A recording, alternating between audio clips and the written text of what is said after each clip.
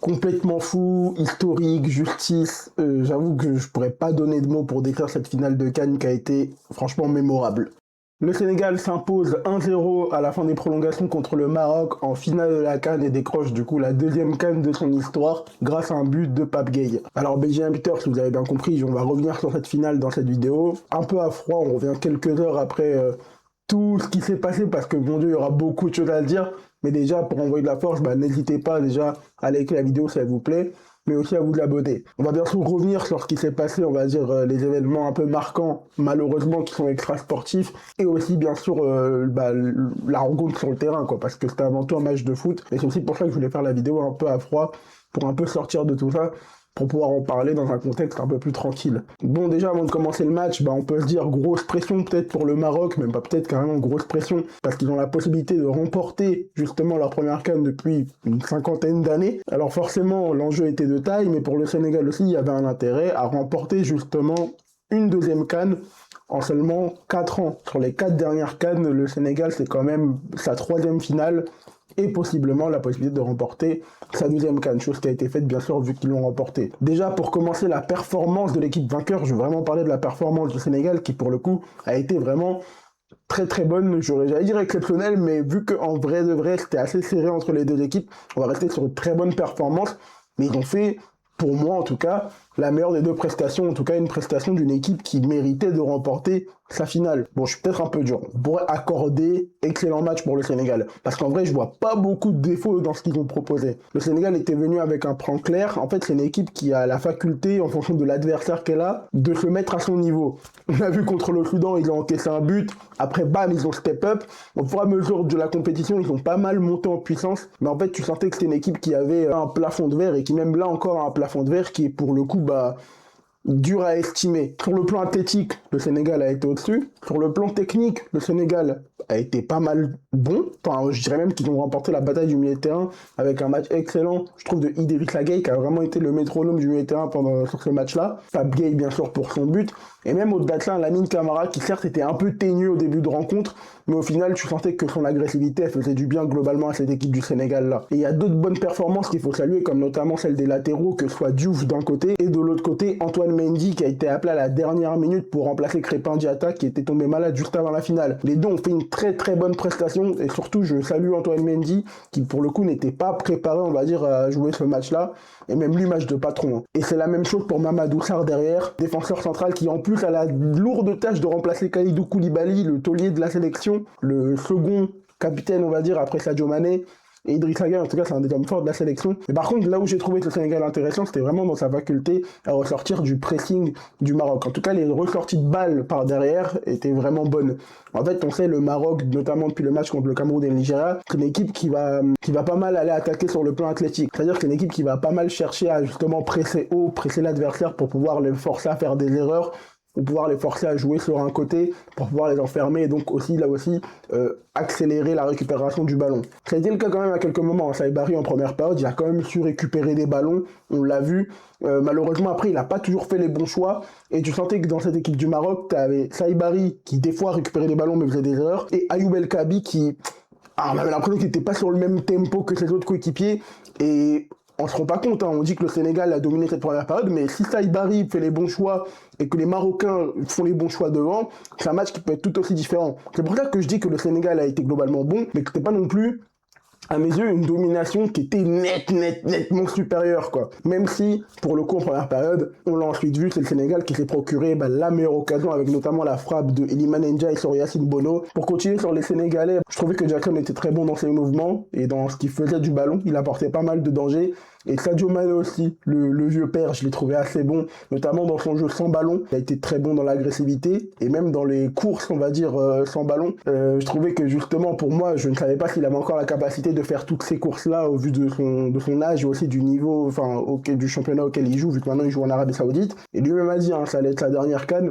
mais même lui a été là dans les efforts, ça a vraiment été un leader d'équipe, enfin, il a vraiment ce rôle de leader là, donc franchement je l'ai trouvé très très intéressant Sadio Mané. Ce qui a forcé le Sénégal aussi à changer de système, à passer un système avec 3 défenseurs en deuxième période, et même dans ces 60 premières minutes, le Maroc a été intéressant, notamment je trouve par son côté gauche, avec Mazraoui et Abdé, qui ont été beaucoup plus dangereux que le côté droit. Par contre le côté droit avec Hakimi et Brahim Diaz c'était très compliqué, Brahim Diaz qui est pour l'instant, enfin avant ce match-là, le meilleur joueur de la compétition. On sentait que pour lui c'était très très compliqué, il a été très bien pris. Et quand on voit certaines phases de jeu, je sais pas si ça a été fait exprès, mais en tout cas le côté droit était peut-être beaucoup plus surveillé ou verrouillé que le côté gauche. Et c'est peut-être pour ça que Abdé on voyait pas mal Abdé justement se démarquer et apporter pas mal de danger justement au sein de la défense sénégalaise. Mais ça a été assez maîtrisé globalement parce que les actions les plus dangereuses, comme je disais, elles ont été pour le Sénégal. Maintenant, comme je dis, le Sénégal certes fait une bonne presta, mais est-ce que le Maroc rate vraiment sa finale? Bah pas vraiment, parce que comme je le disais, en fait le Maroc, si jamais il fait quelques bons choix, justement, en première période, ils auraient aussi pu tuer le match. Enfin, peut-être tuer le match, en tout cas ouvrir le score. Peut-être leur été contre le cours du jeu, je l'avoue, mais le Maroc aussi avait cette occasion pour vraiment embêter le Sénégal. Et je trouve même que le Maroc n'a malheureusement pas assez osé parce que, moi je l'ai toujours dit, à travers les analyses que je fais ou quand je parle du Sénégal, le meilleur moyen de prendre cette équipe, c'est vraiment de faire du jeu vertical, de les surprendre par des passes qui coupent les lignes. Et le Maroc a plusieurs fois eu l'opportunité de le faire, mais des fois tu sentais qu'il faisait des passes latérales ou des passes qui n'allaient pas dans le sens du jeu. Enfin franchement, c'était surtout des mauvais choix je trouve du côté du Maroc. Et après il y avait ce côté athlétique où tu sentais que le Sénégal était quand même au-dessus. Je pense que pour le coup, la prolongation contre le Nigeria, ils ont laissé pas mal de plumes parce que je sentais que le pressing c'était pas aussi intensif que sur les 2 derniers matchs, qui se comprend aussi. Globalement du côté du Maroc, on n'a pas senti non plus un match où, alors certes le Sénégal était au-dessus, mais on n'a pas senti un match où ils étaient constamment dominés, enfin c'était pas un rouleau compresseur qu'il avait en phase 2 quoi. Et le Maroc techniquement avait quand même de bons joueurs, notamment El Ainaoui qui a été très très intéressant je trouve, Saibari qui a été pas mal décrié en première période. Alors certes il fait des mauvais choix, il y a une grosse perte de balles, c'est quand même lui qui est à l'origine de la grosse action de Iliman Ndiaye, mais je trouve quand même qu'on est pas mal dur avec lui parce que sa première période n'est pas dégueulasse je trouve. Contrairement moi je trouve au côté droit Hakimi Diaz où du coup globalement on est sur un Sénégal qui maîtrise sa première période et même j'ai envie de dire qu'il maîtrise le match on va dire jusqu'à à peu près la 60e minute, en tout cas pendant une bonne heure avant que justement le Maroc reprenne l'avantage en deuxième période je trouve, parce que là du coup le Maroc voulait un peu enclencher la vitesse supérieure. Pour moi si j'avais été marocain, j'aurais pu comprendre la déception en tout cas, parce que vraiment la finale que fait Diaz, on va en parler après justement pour ce qui s'est passé, mais c'est vraiment épouvantable. En fait on avait une bonne affiche, et même si les équipes se neutralisaient, en fait il y avait un certain rythme qui était mis dans ce match, un certain niveau technique qui faisait qu'on s'ennuyait pas dans la rencontre. En tout cas moi je sais pas pour vous, mais moi je l'ai vraiment senti. C'est pas une finale fermée où je me faisais chier, c'était plutôt assez ouvert, où on sentait que ça pouvait marquer d'un côté comme de l'autre, même si on sentait plus de maîtrise du côté des Sénégalais. Du coup, suite aux 50 premières minutes, le Maroc voit un peu plus le jour pendant la seconde période, et essaye tant bien que mal aussi d'ouvrir le score avant la fin du match, notamment une grosse action de Ayoub El Kaabi qui tout simplement se fait avoir par la vitesse de Edouard Mendy qui sort très vite sur lui. Ayoub El Kaabi qui a quand même une grosse occasion et qui je trouve ne fait pas une si bonne finale que ça. D'ailleurs je trouve qu'il même pour les phases finales n'était pas très très présent je trouve. Enfin c'était compliqué pour lui à partir des phases finales en tout cas. Certes on retirera pas les 2 bicyclettes, mais ça aurait été compliqué pour lui pendant la suite du tournoi. Malheureusement derrière Igaman physiquement c'était pas encore au point, et Nesseri je trouve que c'est encore encore un autre truc. Mais du coup on arrive ensuite à la fameuse situation litigieuse. On est dans le temps additionnel de la seconde période, et là va venir un corner pour le Sénégal, un corner où Abdoulaye Seck va être au duel avec Hakimi.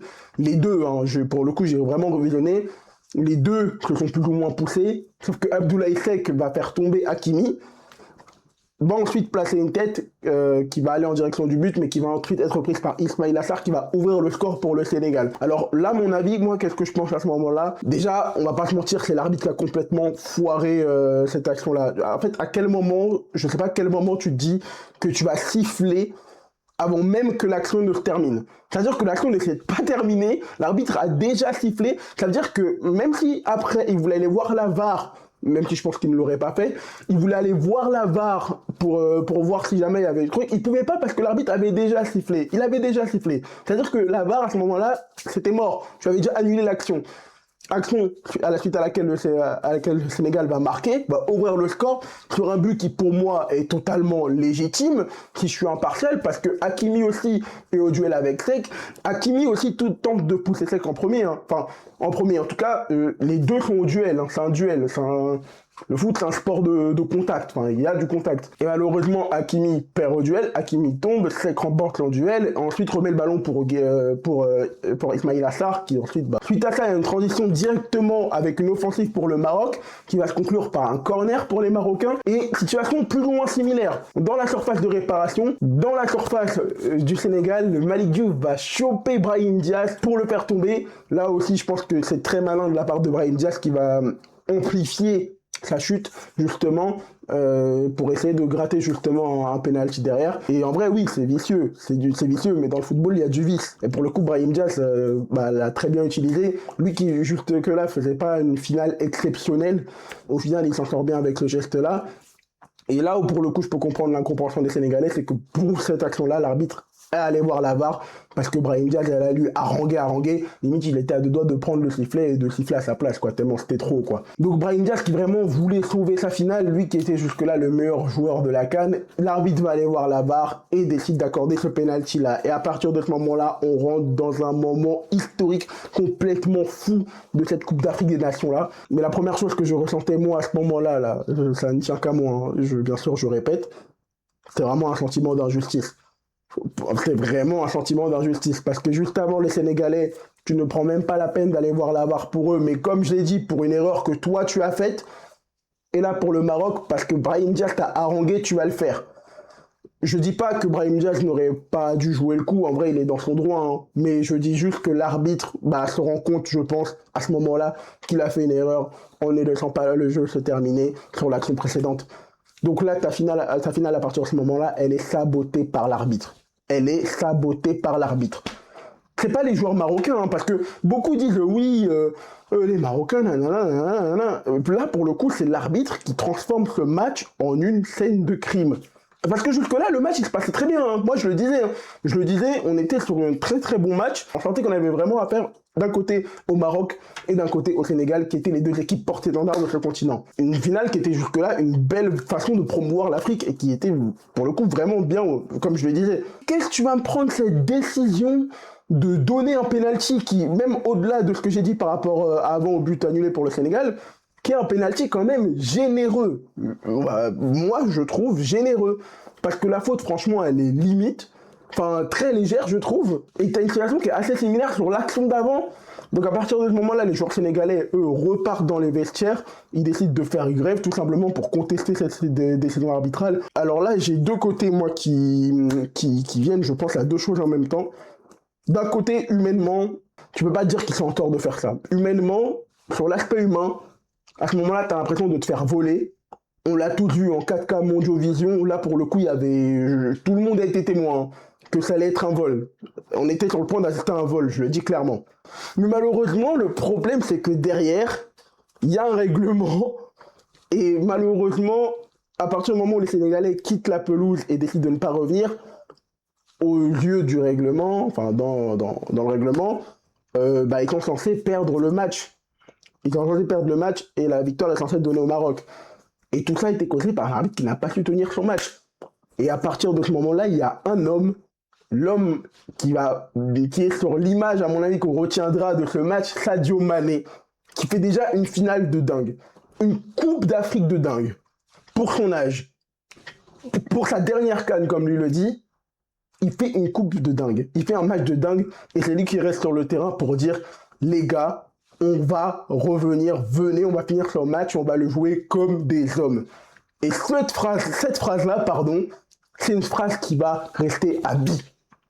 Cette CAN-là du Sénégal, elle va être marquée par cette phrase-là, par ce moment-là, offert par Sadio Mané. Alors certes, il y a le but de Pape Gueye qui est très beau, qui va venir après. Mais c'est Sadio Mané à ce moment-là, qui avec cette image-là, avec ce charisme-là, avec cette aura-là qui va après voir Claude Leroy, El Hadji Diouf qui sont dans les tribunes, c'est lui l'homme clé, l'homme providentiel du Sénégal à ce moment-là. En 2019, il était déjà, parce que c'était l'homme, techniquement, qui était le monsieur plus du Sénégal. Là, il l'est en tant que leader mental et leader générationnel pour cette équipe du Sénégal. Du coup, à ce moment-là, qu'est-ce qui se passe? Les joueurs sénégalais décident de revenir sur le terrain après 7-8 minutes d'attente environ. Mais pour une situation qui est, comme je le dis, compréhensible. Maintenant, tu as l'aspect humain et tu as l'aspect, on va dire, des règles. Surtout qu'au niveau du règlement, je pense que la décision, là, elle va être encore revue et je pense qu'on n'est pas prêt, pour ce qui va arriver après parce que je pense qu'il y aura des sanctions après pour le Sénégal.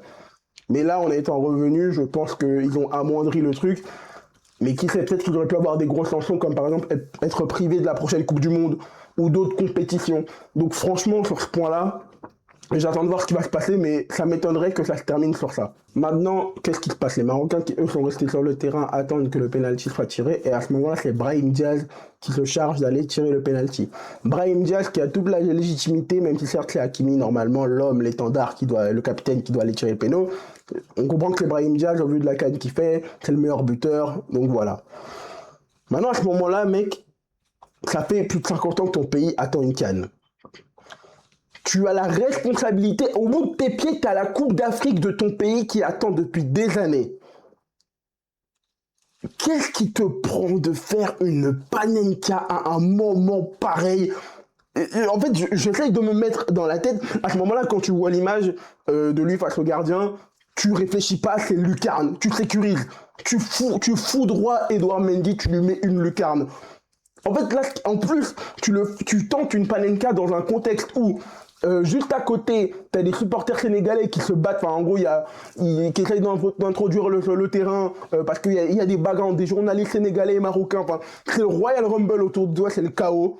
Et toi, tu as l'idée de mettre une panenka dans un contexte pareil. Et au-delà de ça, tu tentes la panenka, ok, vas-y, au pire des cas, vas-y.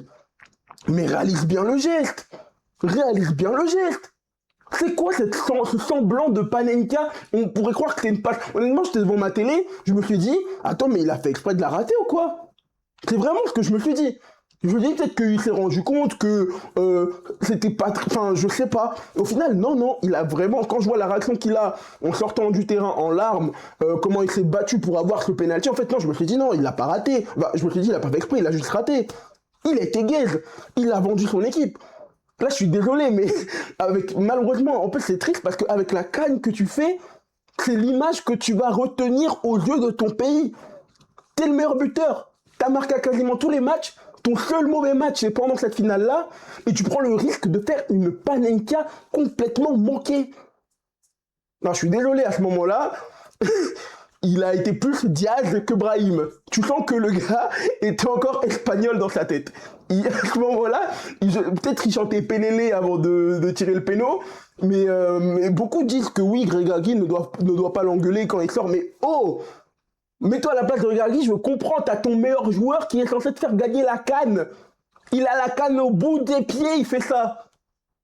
À ce moment-là, je suis désolé, il sacrifie son pays. Il sacrifie son pays. Et au final, bah forcément, après cet arrêt-là, bah t'as les Sénégalais qui sont galvanisés, qui ont juste une envie, c'est d'en découdre et de terminer. Ils sont portés par un élan populaire, et je pense que tout le monde derrière la télé était dans ce truc où tout le monde avait un élan populaire de vouloir voir ce Sénégal visiblement gagner. Et au final, prolongation, ça n'attend pas, tu te fais punir. El Ainaoui, malheureusement, je suis dégoûté que ce soit lui qui perde le ballon parce que je trouve que ça a été le meilleur Marocain de cette finale avec Yacine Bono. El Ainaoui, Bono, Mazraoui, franchement, vous avez été au top. Le reste, c'était un peu plus compliqué. Vraiment beaucoup plus compliqué même. El Ainaoui qui perd ce ballon alors que le gars il s'est donné corps et âme pour son pays, il avait un bandage, il a fait un match de guerrier, hein. Il a fait un match de guerrier, vraiment. Il perd le ballon face à un Sadio Mané qui... c'est Sadio Mané qui récupère le ballon sur lui. Sadio Mané qui avait une soif, je sais pas ce qu'il animait honnêtement à ce moment-là. Il récupère le ballon, il fait une passe pour Idrissa Gueye de l'arrière, talonnade, enfin de l'arrière. Idrissa Gueye la transmet à Pape Gueye. Pape Gueye avance, il foudroie la lucarne de Yacine Bono. Et à ce moment-là, il ouvre le score dans un match en folie. L'incompréhension totale. C'était dingue, c'était juste dingue.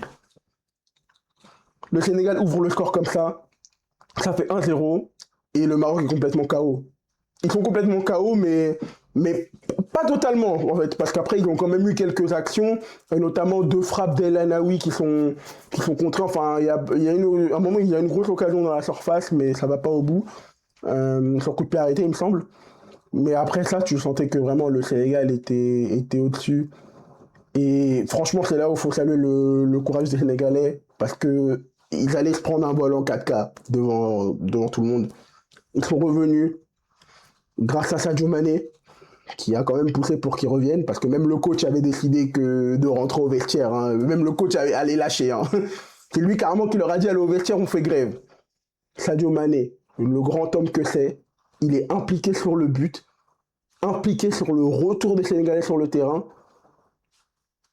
Et c'est en plus de ça ton capitaine, ton homme providentiel, quoi. Certes, plus comme en 2019 parce que t'attends plus de lui les mêmes choses, mais il a toujours ce rôle de leader et il offre cette deuxième CAN au Sénégal. C'est juste incroyable comme conclusion. Après tout le scénario que ce match a connu, tous les scénarios, je pense que le match aurait très bien pu être un film. Hein. Je sais pas si c'était scripté, mais franchement, il y a des moments comme ça, tu te poses devant la télé et tu dis waouh. En fait, le sport, c'est vraiment juste le meilleur sport du monde, quoi. C'est une dinguerie, c'est une dinguerie. Et en fait, après ça, bah forcément, tu es obligé de faire la conclusion sur la parenthèse du football africain et tu donnes ton avis sur la CAN. Et moi, honnêtement, ce que je pensais avant cette finale-là, c'est que cette CAN était bien. En termes d'infrastructure, de stade, on a une CAN qui a un très bon niveau. Les meilleures équipes sont arrivées au bout, hein. C'est pour ça qu'à la fin on avait le Maroc et le Sénégal, parce que là tu avais toutes les infrastructures pour bien jouer, et ça faisait qu'à la fin, bah, si tu n'étais pas fort dans cette CAN, tu dégageais. Donc à la fin tu te retrouves avec le Maroc et le Sénégal qui étaient les 2 équipes les plus fortes d'Afrique, évidemment. Et au final, bah, malgré tout, tu disais que tu n'avais pas de match vraiment marquant dans cette CAN, à part peut-être Côte d'Ivoire-Cameroun et encore, peut-être le Algérie-RDC, mais même c'était un match qui était poignant, mais en termes de niveau, c'était assez ennuyeux, c'était supporter neutre. Mais là, tu étais vraiment sur le premier bon match de cette CAN. Et avec ce scénario hollywoodien qui vient de se passer, on est sur un élément qui fait qu'on retrouve la rarité, je sais pas comment expliquer, mais la spécificité de notre Coupe d'Afrique. Le fait qu'il y ait des scénarios complètement dingues. C'est ce qu'on a demandé pendant cette CAN-là. Hein. Au final, ils nous l'ont offert pendant 10 minutes du match le plus important, la finale. Et je pense qu'aujourd'hui, tout le monde retiendra cette finale de CAN. Quand on parlera de la CAN 2025, enfin 2026, on retiendra cette finale-là, principalement. Et ça aura été dingue. Alors certes, ça ternit un peu l'image du foot africain, on va dire, parce que ces 10 minutes-là, elles ont provoqué un raz-de-marée. Mais si on veut retenir le niveau de jeu qui a été proposé, même l'affiche, je pense que avant cet événement-là, t'offres une très belle publicité pour le foot africain, avant ce qui se passe pendant les 10 minutes de drame. Maintenant, si je dois donner mon avis, bah, c'est qu'au final, il y a une justice, certes, la CAN a été remportée par l'équipe qui a failli se faire voler, mais en même temps, les joueurs marocains, c'est pas... Enfin, il faut bien partir du fait que ce ne sont pas les joueurs marocains qui ont voulu cette situation, c'est l'arbitre qui a gâché cette finale-là en faisant des choix très bizarres. Donc c'est même pas sur les joueurs marocains qu'il faut jeter la pierre hein, pour ce coup-là, c'est vraiment l'arbitre qui a foiré son match. Maintenant, les joueurs marocains, je pense que les Marocains, les supporters marocains vont déjà assez leur tomber dessus. Sauf pour moi, El Ainaoui, Bono et Mazraoui qui font des matchs, voire même des cannes de dingue. D'ailleurs, Bono a été le meilleur gardien, donc ce n'est pas pour rien. Donc globalement, bah, voilà ce que je peux dire sur cette CAN, sur cette finale. Je ferai d'autres vidéos sur la CAN en global, cette CAN, cette édition-là. Mais ce que je peux dire, c'est qu'on a une très bonne finale pour finir cette CAN-là. Malheureusement, avec ce qui s'est passé, mais ça a rapporté un peu son charme, je trouve. Enfin, on retrouve un peu le charme de la CAN, ces spécificités qui font qu'on devient complètement locaux. Mais c'est assez triste quand même de finir sur cette image-là pour ternir le foot africain, parce que tu sentais qu'après ça, et après le but de Pape Gueye, c'était un match assez bizarre. Mais globalement, voilà, le Sénégal est champion d'Afrique, félicitations à eux. Ça a été l'équipe la plus forte de ce tournoi, et même sur ce match-là, si on est honnête. Les Marocains, je ne me fais pas de soucis pour eux. Certes, c'est assez triste parce que cette CAN-là, c'était vraiment pour eux l'apothéose. Ça a été censé être l'apothéose pour eux. Mais avec la génération qui arrive, je pense qu'ils pourront faire de bonnes choses. Donc voilà. C'était tout pour ce débrief de finale. D'autres vidéos arrivent, j'étais assez discret là, jusque-là pour cette CAN. Mais d'autres vidéos arrivent, vous inquiétez pas mes dynamiteurs. N'hésitez pas à la liker, à vous abonner. Plein de bisous. Et on va enchaîner, hein, que ce soit sur la chaîne secondaire là, ou la chaîne principale, abonnez-vous, il y aura plein de vidéos qui vont arriver. Donc, merci à vous, à la prochaine les gars.